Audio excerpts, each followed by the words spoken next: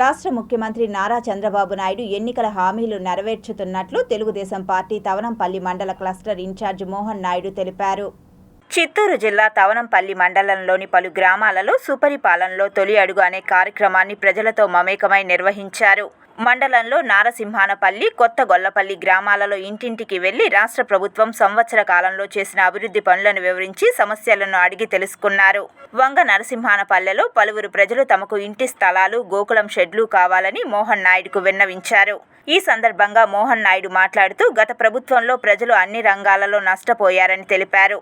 ప్రస్తుతం కూటమి ప్రభుత్వం అధికారంలోకి వచ్చి ముఖ్యమంత్రిగా నారా చంద్రబాబు నాయుడు ఉన్నందున గ్రామాలలో రైతులు, కూలీలు సంతోషంగా ఉన్నారన్నారు. మీ అవసరాలను గుర్తించి ప్రజలకు ఏది అవసరమో రాష్ట్ర ప్రభుత్వానికి నివేదించి పూర్తి చేస్తామని గ్రామస్తులకు భరోసా ఇచ్చారు.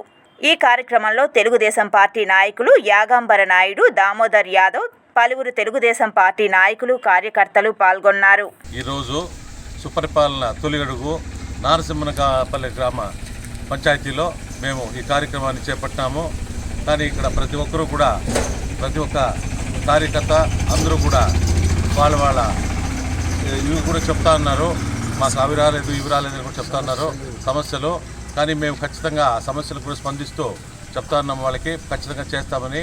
అదేవిధంగా 15వ తారీఖు నుంచి మహిళలకు కూడా ఉచిత బస్సు కార్యక్రమాన్ని కూడా ఇది చేస్తూ ఉన్నాము.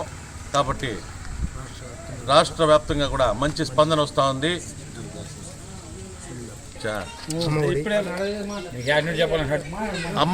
అమ్మకు అమ్మఒడి, తల్లికి వందనం, అదేవిధంగా ఉచిత గ్యాస్ సిలిండర్లు, సూపర్ 6 పథకాలన్నీ కూడా ఈ సంవత్సర కాలంలో మనం అమలు చేసినాము. రేపు 15వ తారీఖు నుంచి ఉచిత ఆర్టీసీ బస్సులు కూడా మనం అమలు చేస్తున్నాము. ఖచ్చితంగా యావత్తు ఆంధ్ర రాష్ట్రంలో కూడా దీని మీద మంచి స్పందన వస్తూ ఉంది. కాబట్టి తెలుగుదేశం పార్టీని ప్రతి ఒక్కరు కూడా ఆదరిస్తూ ఉన్నారు. ప్రతి ఒక్క గ్రామంలో కూడా మాకు మంచి పరిపాలన వచ్చింది, అపూర్వమైన స్పందన వచ్చింది.